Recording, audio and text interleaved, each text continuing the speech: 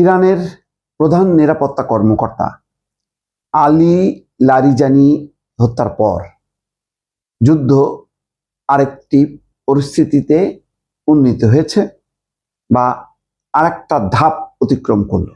সেই ধাপটা অত্যন্ত কঠিন। এখন ইরান যেটি করলো সেটি হচ্ছে আরো শক্তিশালী ক্লাস্টার ওয়ারহেড দিয়ে হামলা করেছে, যেটি ইসরায়েল নিজে বলেছে যে এটি হচ্ছে একটা ভয়ঙ্কর ধরনের অস্ত্র, যেটা আকাশ থেকে অনেকগুলো বিস্ফোরক ছড়িয়ে ছিটিয়ে যে আঘাত হানে। তো সেই জিনিস হচ্ছে ক্লাস্টার ওয়ারহেড, সেটা দিয়ে হামলা করা হচ্ছে।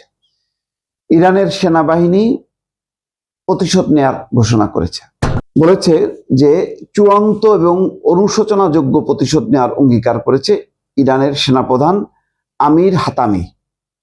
এই যে দেখেন, ইরানের সেনাপ্রধানের নাম বললাম আমির হাতামি, দুদিন পরে দেখবেন যে সেই আমির হাতামি নাই। একটা জিনিস সত্য যে ইসরায়েলের হামলাগুলো খুব নিখুঁত হয়, অর্থাৎ এত বেশি ইরানের ভেতরে তাদের গুপ্তচর নেটওয়ার্ক, কিভাবে তারা যেন স্যাটেলাইট দিয়ে হোক, আভ্যন্তরীণ তাদের ইরানের নিরাপত্তা ব্যবস্থার ভিতরে ঢুকে হোক, কিভাবে যেন সবকিছু তারা একদম নির্দিষ্ট করে দেয় যে এখানে এখানে অমুক অমুক জিনিস আছে, তার ভিত্তিতে ইসরায়েল আমেরিকা হামলা চালায়। যার কারণে অবকাঠামো অনেক ধ্বংস হয়েছে, প্রায় 2000 ভবন ধ্বংস হয়েছে, কিন্তু সেটাও হয়তো সহ্য করার মতন বা সহনীয় ছিল। কিন্তু এই যে গুরুত্বপূর্ণ কর্মকর্তারা মারা যাচ্ছে, 7 মাস আগে একেবারে বেছে বেছে টপ 20 সেনা কমান্ডার, একদম সেনাপ্রধান থেকে শুরু করে প্রথম সারির 20 জন খতম, 1 ডজন পরমাণু বিজ্ঞানী খতম।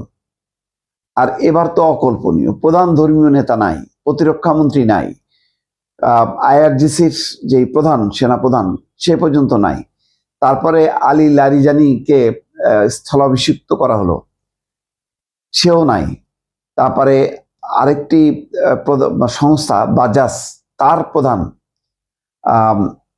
ইয়েমিনি সম্ভবত নাম, তিনিও শেষ।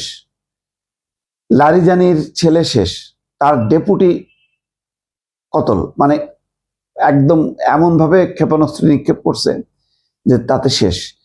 এই অবস্থায় এই যে ইরান বারবার বলে যে প্রতিশোধ নেবে চূড়ান্ত এবং অনুশোচনাযোগ্য, কিন্তু ইরানের আক্রমণগুলো যেটা দেখা যাচ্ছে সেটা হচ্ছে ওভারঅল তারা তেল আবিবের মধ্যাঞ্চলে বা এতে খুব শক্তিশালী ক্ষেপণাস্ত্র দিয়ে আঘাত করছে, কিন্তু সেই আঘাতে কি এই পর্যন্ত ইসরায়েলের একজন সেনা কর্মকর্তা, একজন কোন রাজনৈতিক কর্মকর্তা নিহত হয়েছে বা আহত হয়েছে তার খবর কিন্তু আমরা পাইনি। তার মানে ইরান ছুটছে ওভারঅল, মানে যে যে তাদের বিভিন্ন কেন্দ্রে বিভিন্ন ভবনে আঘাত হানছে, কিন্তু তাদের যে নিরাপত্তা ব্যবস্থায় কে কোথায় আছে সেইগুলোর টার্গেট কিলিং যেটা বলে সেটা কিন্তু ইরান পারছে না। এটা ইরানের এই ব্যর্থতা এবং এর খেসারত দিচ্ছে। যেমন দেখেন, আজকে যারা আছে এখন মুস্তফা খামেনি, দুদিন পরে হয়তো সেও নাই। এখন এই যে হাতামি যার কথা বললাম সেও হয়তো নাই। আবার তাদের কিছুদিন পর পর শুধু মানে কর্মকর্তা বদল করতে হচ্ছে বাধ্য হয়ে। হাতামি সেনাপ্রধান বর্তমান, তিনি বলছেন সুপ্রিম ন্যাশনাল সিকিউরিটি কাউন্সিলের সেক্রেটারিকে হত্যার ঘটনায় ইরানের প্রতিক্রিয়া হবে চূড়ান্ত এবং অনুশোচনাযোগ্য।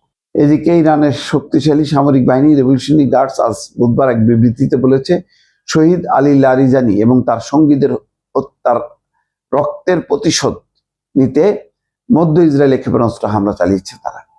এখন কতটুকু সেটি কার্যকর হবে দেখার বিষয়। দর্শক।